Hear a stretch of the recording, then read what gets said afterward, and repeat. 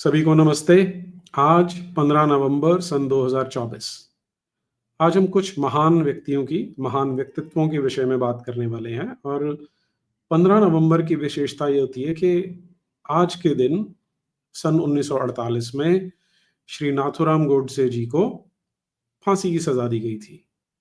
जो ये बताया जाता है कि स्वतंत्र भारत में, सो कॉल्ड इंडिपेंडेंट इंडिया में पहली पनिशमेंट थी जिसमें डेथ सेंटेंस दिया गया था। अब यदि हम केवल नाथूराम गोडसे की बात करें और नेहरू या गांधी की बात ना करें तो बात कुछ अधूरी सी रह जाती है। लेकिन पहले मैं नाथूराम गोडसे जी के बारे में बात कर लेता हूँ।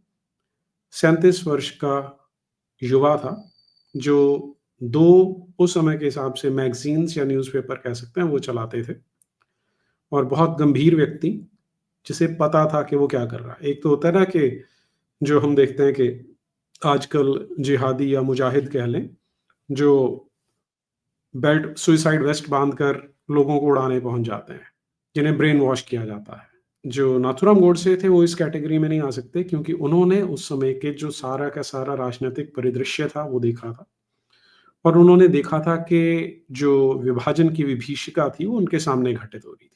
उन्होंने उनका जो भाई थे गोपाल गोडसे, उन्होंने एक पुस्तक लिखी है, मे आई प्लीज योर ऑनर।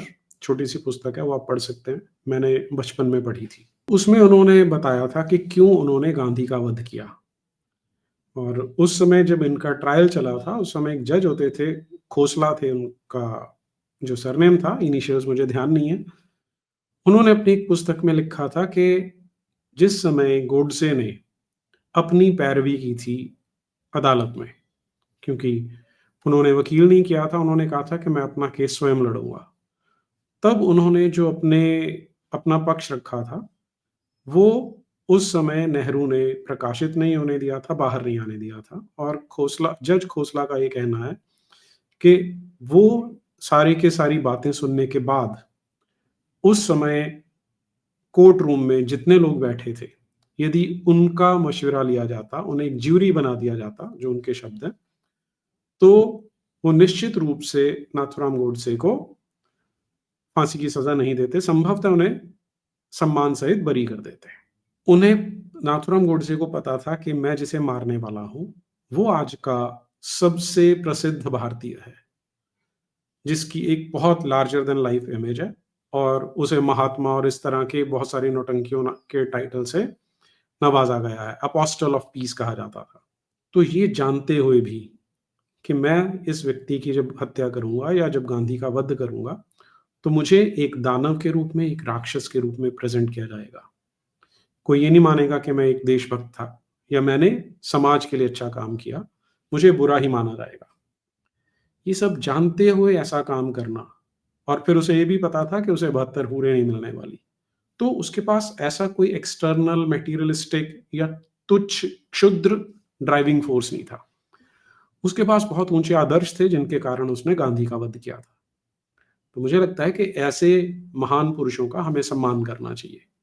हालांकि इसमें होता क्या है कि आजकल एक कॉन्स्टिट्यूशनल मोरालिटी हमारे ऊपर थोपी जा चुकी है, जिसके चलते आप जब ऐसी बात बोलते हैं तो आपको कहा जाता है यार ये तो एक्सट्रीमिस्ट व्यू हैं, एक्सट्रीम व्यू हैं इनके, तो अति कर दी इन्होंने, कि एक हत्यारे के साथ सहानुभूति नहीं होनी चाहिए। लेकिन फिर हम कहते हैं ना कि हमारे देश में freedom of expression and speech है, तो कोई हमें उसका कुछ जो पक्ष अच्छा लगता है तो हम वो रख सकते हैं, और रखना भी चाहिए। और ऐसे महान व्यक्ति जो अपना सब कुछ छोड़कर एकदम निस्पृह होकर जो कोई काम करते हैं, उनका तो हमें सम्मान करना ही चाहिए, क्योंकि उस व्यक्ति ने उस समय देखा था कि कैसे, देखिए पहले तो उसने अपनी आंखों के सामने अपनी मातृभूमि को कटते हुए देखा। उससे पहले वो डायरेक्ट एक्शन डे देख चुका था। पुरानी, यदि हम वो सब चीजें छोड़ दें तो इमीडिएट उस समय जो कुछ घटित हो रहा था कि विभाजन की विभीषिका हुई, और उसके बाद ट्रेन पर ट्रेन लाशों से भरी हुई आती है, जिसमें पुरुषों की लाशें तो हैं, महिलाओं की, बूढ़ी महिलाओं की लाशें तो हैं, लेकिन छोटी आयु की बच्चियां और महिलाएं नहीं भेजी गई। उनके साथ जो किया गया वो उनसे भी भयानक था। तो ये सब उस युवक ने देखा अपनी आंखों से। फिर उसने देखा कि जिस समय वहाँ से बेघर होकर, उजड़ कर हिंदू सिख आ रहे थे भारत में और जिनके पास कोई सहारा नहीं था क्योंकि जो स्टेट था, जो राज्य था, वो उन्हें लगभग उनके हाल पे छोड़ दिया था। कहने को रेफ्यूजी कैंप बने थे, लेकिन अधिकतर तो वो केवल फॉर्मेलिटी थी, आँखों पे पट्टी डालने जैसा था कि हमने अपना काम कर दिया या कर रहे हैं। जैसे-जैसे अब अगस्त के बाद सितंबर, अक्टूबर, नवंबर, दिसंबर जैसे अब दिसंबर, जनवरी की बात हो रही थी कि ये जो लोग वहाँ से आए थे, इनके पास घर नहीं था। ठंड दिल्ली में बहुत होती है। नाथूराम गोडसे तो महाराष्ट्र के थे, उन्हें वो ठंड वहाँ पर नहीं दिखी, लेकिन यहाँ आके तो उन्होंने देखा कि जब लोगों ने प्रयास किया कि मस्जिदों में जाकर वो रह सकें, तो गांधी ने उन्हें वहाँ से निकलवाया। स्टेट का यूज़ करके, पुलिस का उपयोग करके उन्हें वहाँ से खदेड़ा गया कि तुम मुसलमानों की मस्जिदों का उपयोग नहीं करोगे। और फिर उसके बाद जो वो 55 करोड़ रुपए देने थे, उस पे उसने ज़िद पकड़ी हुई थी और उसके बाद अब उसका निर्णय ये था कि आज का जो बांग्लादेश है, उस समय जो ईस्ट पाकिस्तान था, उसे और आज के पाकिस्तान यानी उस समय के वेस्ट पाकिस्तान को जोड़ने के लिए एक पूरा कॉरिडोर देना था। और वो कॉरिडोर कितना था? 50 किलोमीटर चौड़ी ऐसी पट्टी, जहाँ से उनके हाईवे जाएँगे, उनकी रेलवे जाएगी और दोनों ओर उनके वेंडर्स, यानी एक तरह की पूरी एक पैरेलल इकोनॉमी उनकी खड़ी होगी। ये भी गांधी इसमें उनका पक्ष ले रहा था पाकिस्तान का। तो संभवतः ये वो कहते हैं ना कि last straw on camel's back था, तो तब उसने निश्चय किया कि इस गांधी का वध होना चाहिए और उसने वो कर दिया। इसलिए मैं उसका सम्मान करता हूँ। हालाँकि आज मोदी जी हैं, वो गोडसे को पसंद करने वालों को अच्छा नहीं समझते, उन्हें कभी दिल से माफ़ नहीं करते। ये तो हुआ पहला पार्ट। अब दूसरे पार्ट पे चलते हैं कि कल यानी 14 नवंबर को चचा नेहरू का जन्मदिन था, जिसे पूरे देश में एक नौटंकी की तरह मनाया जाता है, जिसे कहते हैं बाल दिवस। और उसके बारे में हमें ये सिखाया जाता है कि चीचा नेहरू जो थे, वो बच्चों को बहुत प्यार करते थे। मुझे याद है, जब हम स्कूल में थे तो हमें एस्से लिखने को बोला जाता था कि वो बड़े हंसमुख प्रवृत्ति के थे, यहाँ पर गुलाब का फूल लगाया करते थे, सदा बन संवर कर रहते थे, बच्चों को बहुत प्यार करते थे। अब वो बच्चों की माँओं को तो प्यार करते थे, ये तो हमें साक्ष्य मिलते हैं, लेकिन बच्चों को प्यार करते थे ऐसा मिलता नहीं है। एनीवे, लेकिन आज हम उनकी बात अवश्य करने वाले हैं। और बात करने का पर्पज़ क्या है कि आजकल एक बहुत बड़ा कबाल है, बहुत बड़ा इकोसिस्टम है, जो जो क्षमा कीजिए, जो मोदी जी को डिक्टेटर कहता है। खूब यूट्यूब वीडियो बनते हैं और मिलियंस बन के व्यूज़ जाते हैं। वो डिक्टेटर थे, आज हम ये समझने का प्रयास करेंगे कि डिक्टेटर किसे कहा जाता है या किसे कहा जाना चाहिए। तो उसके लिए एक छोटी-सी प्रेज़ेंटेशन है और मैंने इसके लिए 7 बिंदु लिए हैं, 7 मार्कर्स लिए हैं या 7 पैरामीटर्स लिए हैं, 7 मानदंड लिए हैं, जिन पर हम समझने का प्रयास करेंगे कि कोई डिक्टेटर कैसा होता है। तो सबसे पहले तो हम उन मानदंडों को देख लेते हैं। पहला है, जो भी तानाशाह है या जो भी नेता है, उसने वो सत्ता में कैसे पहुँचा, उसने शक्ति कैसे अपने पास ली। उससे समझ में आता है कि वो तानाशाह है या नहीं है। दूसरा है बिब्लियोग्राफी, क्योंकि हम देखते हैं कि पूरे इतिहास में जो तानाशाह होते हैं, वो पढ़े-लिखे लोगों से, किताबों से अवश्य डरते हैं, भयभीत होते हैं कि कहीं कोई उनकी निंदा ना कर दे। तो बिब्लोफिलिया यानी वो पुस्तकों से कितना प्रेम करते थे, किताबों से कितनी मोहब्बत थी उन्हें। तीसरा है, उनके आलोचक हैं और विशेष रूप से जो कवि हैं, जो ये क्या बोलते हैं, आर्ट्स फील्ड में जो क्रिटिसिज़्म किया जाता है, उनका वो कितना सम्मान करते थे या उनके प्रति कितने सहनशील थे। चौथा है कि ये जो नेता हैं या तानाशाह हैं, वो दूसरों की बीवियों को कितना प्यार करते थे।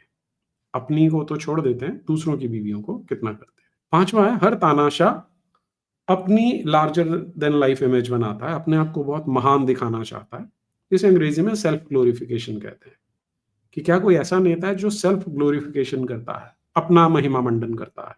फिर है कि ये लोगों ने कला कला को कितना फलने फूलने दिया, कितनी उन्हें क्या बोलेंगे, स्वतंत्रता दी है। और सातवां है कि कितने इनमें सहनशीलता थी और कितना इन्होंने मंदिरों को फलने फूलने में सहायता की। तो चचा की बात करते हैं पहले नेहरू जी की। तो ये सत्ता में पहुंचे कैसे? सबको पता था कि 1947 में जो कांग्रेस का अध्यक्ष होगा वही स्वतंत्र भारत का प्रधानमंत्री बनेगा। सबको पता था ये। उससे पहले जो मौलाना आजाद था वो था कांग्रेस का अध्यक्ष, और अब ये निर्णय किया गया कि अब चुना जाएगा। तो कांग्रेस की 15 वर्किंग कमेटियां थी पूरे देश भर में, उन सबसे विचार मंगाए गए। उन 15 में से 12 या 13 ने सरदार वल्लभ भाई पटेल का नाम लिया और बाकियों ने किसी का नाम नहीं लिया। यानी नेहरू के लिए 0 वोट आए थे। हम लोकतंत्र की बात करते हैं ना, लेकिन ओवरवेलमिंग मेजॉरिटी जिसे बोला जाता है कि पूरे का पूरा जो बहुमत था वो सरदार वल्लभ भाई पटेल के पक्ष में जाता था। तो यहाँ पर हमारे जो बापू हैं, हमारे नहीं, आपके हो सकते हैं, मेरा तो नहीं था, जो मोहनदास करमचंद गांधी हैं, उन्होंने कहा कि नेहरू क्योंकि अंग्रेजी बोल लेता है और अंतर्राष्ट्रीय स्तर पे काम करता है तो इसे प्रधानमंत्री बनना चाहिए, इसलिए पटेल तो इस्तीफा दे दे। और सरदार पटेल की इसे सद्गुण विकृति कहा जाए या उनकी अच्छाई कहा जाए, उन्होंने त्यागपत्र दिया। और इस तरह से पूरे अलोकतांत्रिक तरीके से, यानी पूरे के पूरे अनडेमोक्रेटिकली, ये जो नेहरू था ये हमारे देश की सर्वोच्च गद्दी गद्दी पर काबिज हुआ था। और उसे करना क्या था इसके लिए? केवल उसने गांधी की चमचागिरी की होगी, या जो गांधी के वो क्या था, वो एक्सपेरिमेंट विद ट्रुथ था, उसके लिए कुछ सप्लाई करता होगा, हमें नहीं पता। ये तरीका था सत्ता में काबिज होने का, जो कि तानाशाही के बहुत निकट सा ही लगता है, लोकतांत्रिक तो कतई नहीं लगता। और फिर अपने जीवन काल में नेहरू ने बहुत सारी किताबों पर बैन लगाए, जो कि तानाशाह लगाते हैं, डिक्टेटर्स लगाते हैं। और बहुत सारे ऐसे कवि थे जिन्होंने कभी उनकी आलोचना की, जैसे सबसे फेमस तो मजरूह सुल्तानपुरी आते हैं, जिन्होंने केवल ये कहा था इसे कि ये हिटलर का चेला है। तो इतना कहने पर नेहरू ने उन्हें जेल में डाल दिया था और लगभग 2 वर्ष तक जेल में बंद रखा था।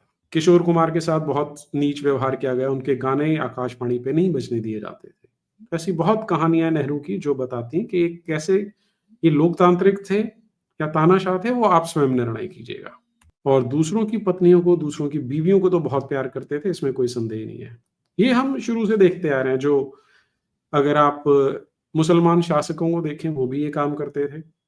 और हिटलर को यदि छोड़ दें तो बहुत सारे ऐसे तानाशाह हैं जो ये काम करते रहे हैं। ईदी अमीन बहुत ऐसे काम करता था।